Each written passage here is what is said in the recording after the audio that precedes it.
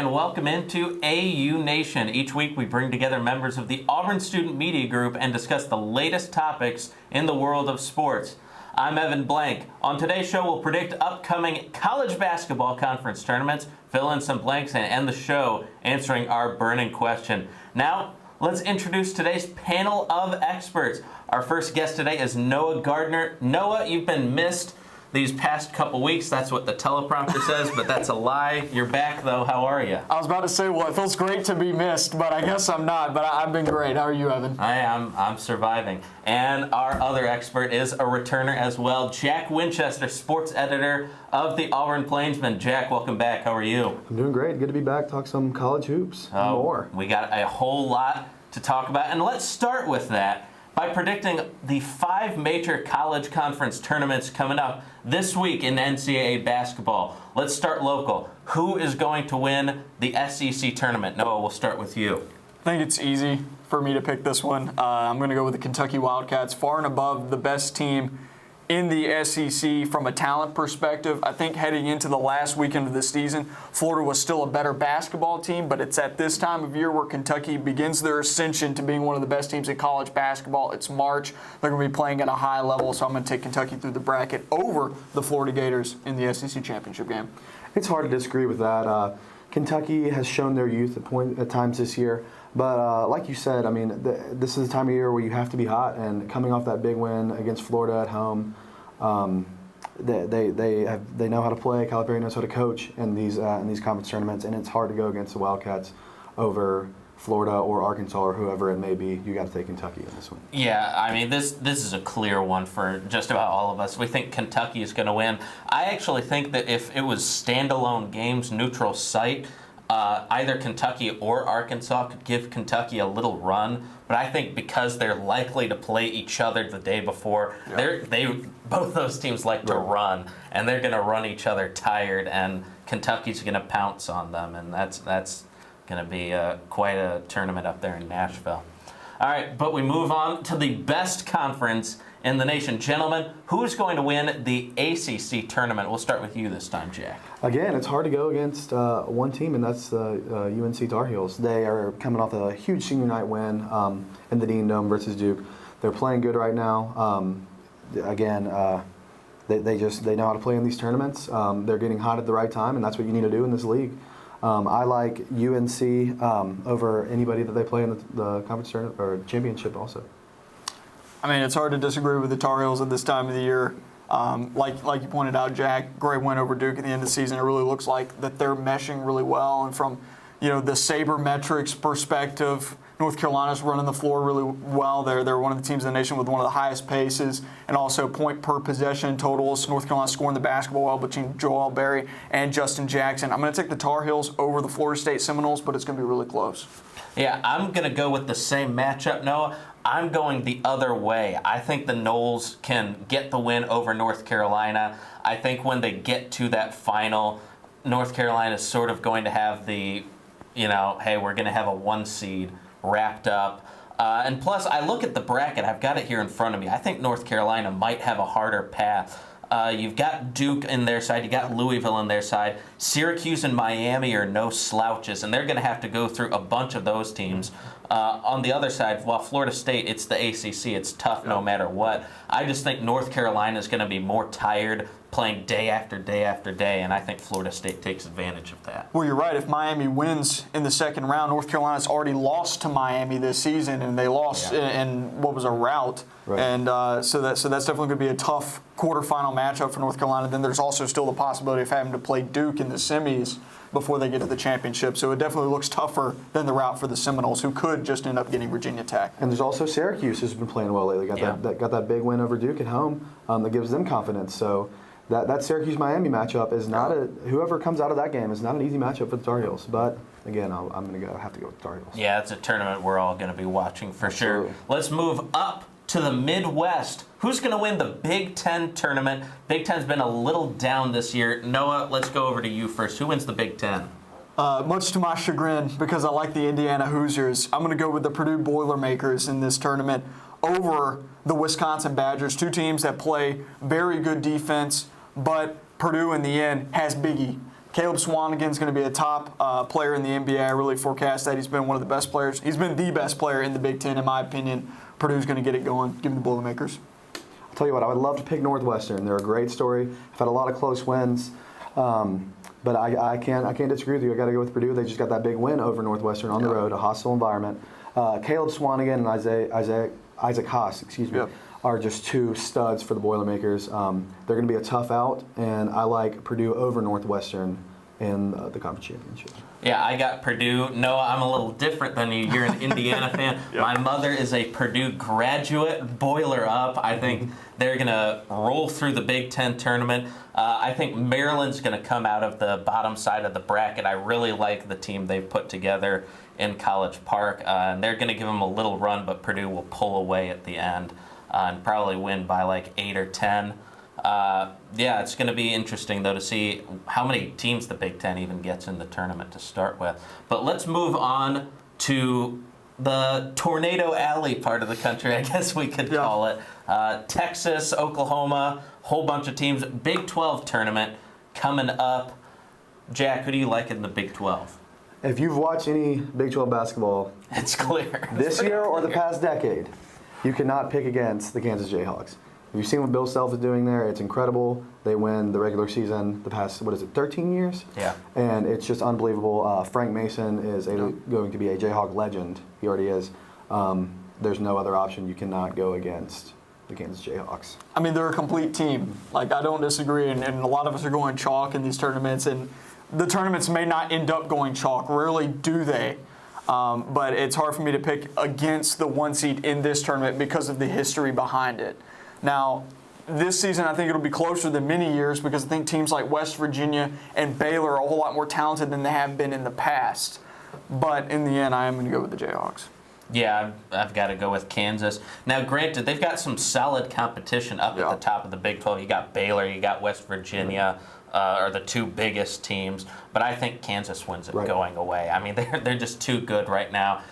Bill Self's done this so many times. Their personnel is incredible, and yeah, it's pretty clear. And Kansas has beaten those two teams recently. Right. They have been able to get their revenge on those two squads that had previously one-upped them in the season. So, I mean, Kansas is playing their best basketball right now, and it wouldn't shock me come tournament time if they were favorites in many brackets across the country. All right, let's move into our final tournament. We're heading out west. This is my wheelhouse, the Pac-12 tournament out in Vegas. Noah, we'll start with you this time. Who wins the Pac-12? You're going to like this a lot, Evan. Give me the Bruins. It's at this time of year where guard play really decides teams' fortunes in tournaments. If you can engineer some great guard play, then you're going to win a lot of games. And between Bryce Alford and Lonzo Ball, the UCLA Bruins have one of the best, if not the best, duos in the backcourt across the country. I mean, Lonzo Ball is going to be a top 2 pick next year. Don't quite know where Bryce Alford's going to land, but those guys can score the basketball and move the basketball well as well. So give me the Bruins over the Arizona Wildcats. I agree with you about the guard play in this league, but I'm going to go different. I'm going to take Dylan Brooks and the Oregon Ducks. I think that they're the one seed, playing really, really well right now. They've played really well all year. I think that last year, their tournament run last year, helps this team in their experience to just play well in these big tournaments. But this Pac-12 tournament is going to be one to watch because you have, like you said, UCLA, Arizona, Oregon. It could be very interesting, but I'm going to go with the Oregon Ducks. Yeah, I'm going to go with UCLA over Oregon. We talked about teams getting tired playing a few days in a row. I think that's going to be the case if it goes chalk and UCLA has to play Arizona in the semis. But I still have them defeating Oregon. The neutral court, Las Vegas is a lot closer to LA than it is Eugene. There's going to be a really strong Bruin crowd there. And I think it's going to be, like Noah said, I think Bryce Alford's going to be one of the keys. But as we progress further in the tournament and even into the NCAA tournament, I think for UCLA, the health of TJ Leaf is going to be the guy that stands between them and a possible NCAA title. I remember when I first started watching UCLA at the beginning of the season, it was around Thanksgiving, early December when the tournaments are occurring, the preseason tournaments, and LeVar Ball made his first comments on live television saying that UCLA would be a Final Four or national championship team. I didn't believe him at the time. I believe him now. UCLA is one of the top 4 teams in the country, in my opinion. Yeah, really solid team out there in LA. The upcoming week, guys, definitely going to be very exciting with these conference tournaments. And then we remember this upcoming Sunday will be Selection Sunday. So it'll be really interesting to see what the NCAA field looks like coming out of that. When we come back, we're going to fill in some blanks, test out some vocabularies of these two kids. You're watching Eagle Eye TV, Channel 6. I hope that you've been able to learn a strong work ethic surrounded by character, integrity, perseverance, so that when your 1 second comes, you'll be prepared for it. Chris Davis. 45, there goes Davis! Your 1 second, our 1 second is now. And our lives have been guided by the principles of one of the greatest academic institutions in the country, Auburn University.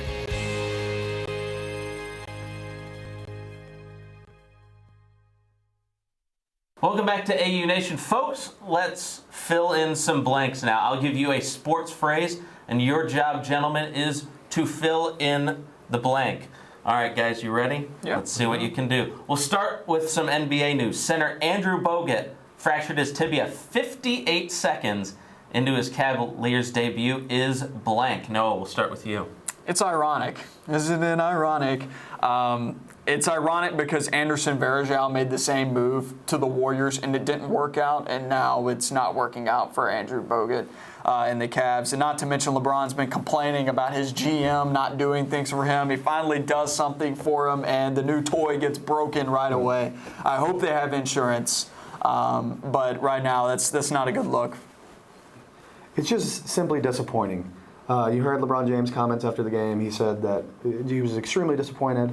He said he could hear it break. It's just, you hate to see that, an injury like that for Andrew Bogut. But again, very ironic with the finally something works for poor LeBron James, and then it ends up not working out immediately. But you hate to see a guy go down like that. Yeah, Bogut breaking his leg just immediately into his tenure as a Cav is a return to Cleveland sports past. Yeah. It's incredible how this city, they've got their 1 year of luck with the Cavs winning and the Indians making it to a World Series, and just right next year, I think we're going to see it start again. We'll see if the Cavs can win an NBA championship, but this is very reminiscent of Cleveland's just infuriating sports past, to say the least. All right, guys, but now we move out to the diamond. Spring training for some MLB players has been put on pause as players gear up with the World Baseball Classic tournament. Blank will win the World Baseball Classic. Jack, we'll start with you. Say I would love for Team USA to win it, their first WBC title ever, but it's hard to go against the best team in the world, the Dominican Republic. Those guys are some of those stars in the MLB, and I think I have them over Team USA this year. It's interesting to me because I went back and looked at past winners, and the USA Today only finished in the top 4 once in the past 4 WBCs. The U.S. is not on the same stage as these other international squads, and it's just the truth. And so I'm going to go with Japan. Japan's won the most classics. They've won 2 to the Dominican Republic's 1. So give me Japan. They've got a deep pitching pool. It's a shame that Shohei Ohtani is not playing for Japan in this World Baseball Classic. He's dubbed as the Japanese Babe Ruth. Guy can hit tape measure shots and throw a 102-mile-per-hour fastball. So I think it's going to be very interesting, WBC. Yeah, I'm siding with Jack on this one, Noah. I think those two teams meet up in the finals, but I really like all these young Dominican players in the league right now. Being a San Diego Padres fan, I know there are a number of young Dominican players in their farm system that are going to be playing in this, and it's really exciting to see these guys go out and represent their countries, especially since we didn't have baseball in these past Olympics. So this is the closest thing we have to seeing that type of thing. But I'm going with the Dominican Republic. And now we move to the news that everyone loves talking about this time of year. We head to Indianapolis to the Combine. Blank was the biggest surprise at the NFL Combine. Noah, we'll start with you. I'm going to go with Christian McCaffrey from a disappointment perspective. He ran a 4.49 40-yard dash, and for a guy that is his size, that's bad. He also completely flubbed on the bench press. He weighed in at like 202 pounds. Then you've got a guy like Leonard Fournette who weighs in at 240. He's 38 pounds bigger than you, and he runs a 4.51. There's no big difference there other than the speed and and the weight that those two guys have. I would much rather have a 240 guy who's only running .02 slower than Christian McCaffrey in the draft. I think it's going to drop Christian McCaffrey's draft stock out of the first round, which is where some people had him. I see this guy. I wouldn't waste a pick on this guy until later on in the draft. I really would drop him to a third or fourth rounder if I was a GM looking to pick. I'm going to take the disappointment aspect too. Reuben Foster. What a surprise. Being sent home. You're telling me this is one of the biggest weeks of these young men's life, and you get sent home from the combine. There's no reason for that you can't behave and do what you have to do. And one of the most important weeks for your future. They talked about he was at a hospital. Lots of these teams like for these guys to go get checked out. He was waiting too long, got into an argument with some hospital staff, was kicked out of the hospital, and then sent home from the NFL Combine. It's just disappointing. A top 10 guy, probably the most talented linebacker in my opinion in this draft, and could have an extremely successful NFL career. But you just never like to see that.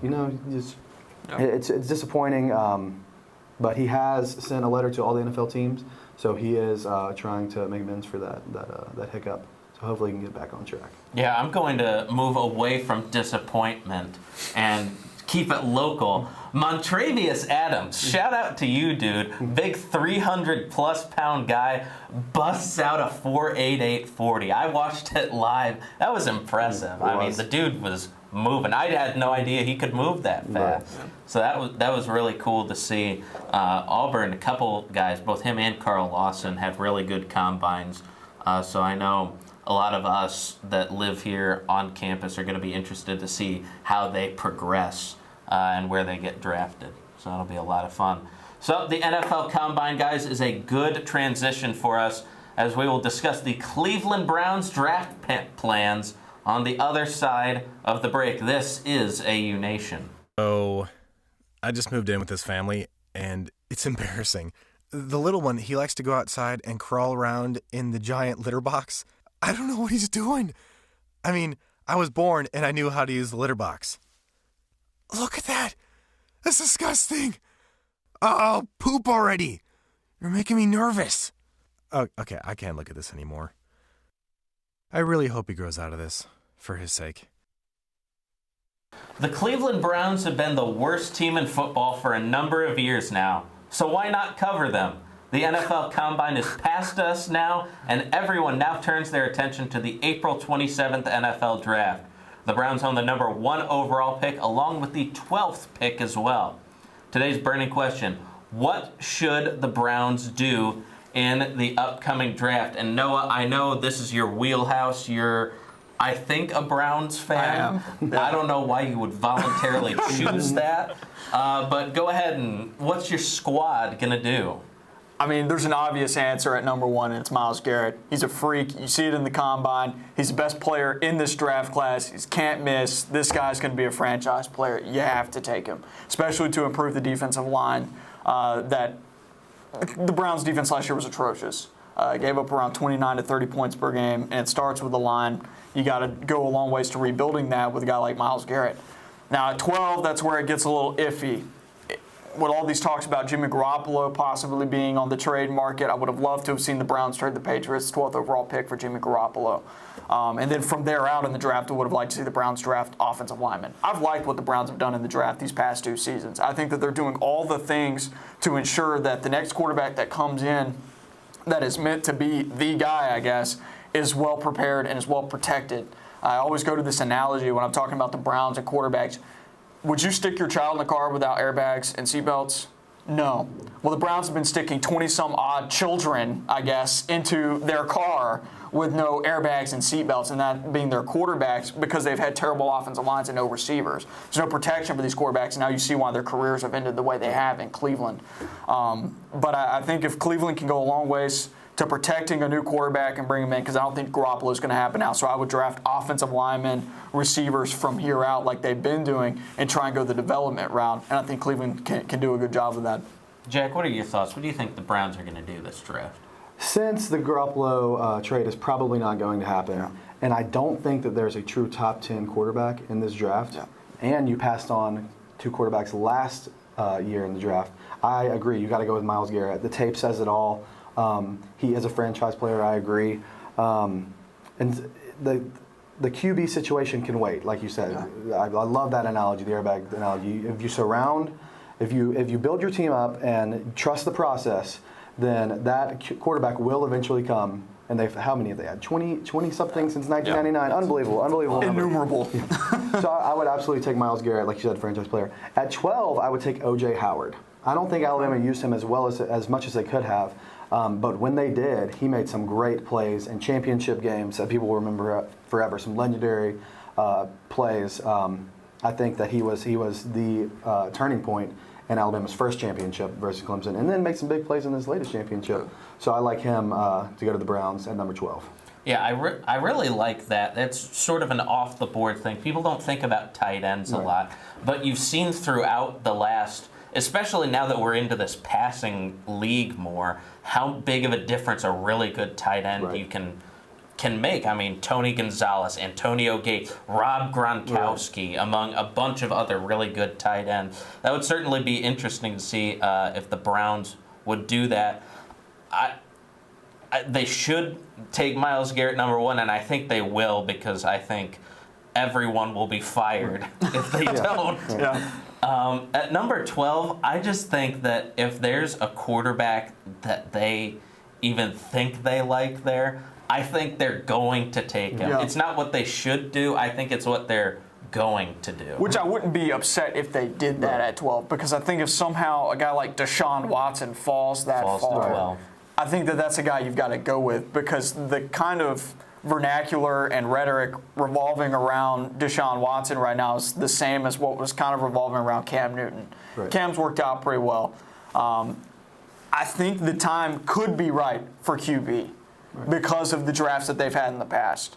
But it's got to be the right guy. I would not draft Mitch Trubisky that high either, despite him having Cleveland ties and stuff like that. I like Mitch Trubisky, but he's not a first-rounder in my mind. I agree with the quarterback situation. If Deshaun Watson is still around at number 12, I think you have to take that risk. And I wouldn't even call it necessarily a risk, but I think you have to take him. But if it's Patrick Mahomes or Mitch Trubisky sitting there at number 12, you have to again build your guys, your offensive linemen, your receivers, and just wait a little bit longer. Trust the process on that quarterback situation. Yeah, that's what they always say. Build from the ball out, not the sidelines in. I think the Browns, like Noah said, with the car analogy, the car and the baby analogy, you gotta get those big guys up front to block for whoever it is that's going to be your quarterback of the future. So, Browns, yet again, we'll see what they're going to do this time. There should be some pretty obvious picks, but you never know with a team like that. But, guys, thank you for being on today's show. We love having you both guys on. Thanks for having us. Absolutely. All right. Well, guys, we won't have a show next week because of Auburn University's spring break, but we'll return the week after that. Thanks for watching, and we'll see you again in a couple weeks.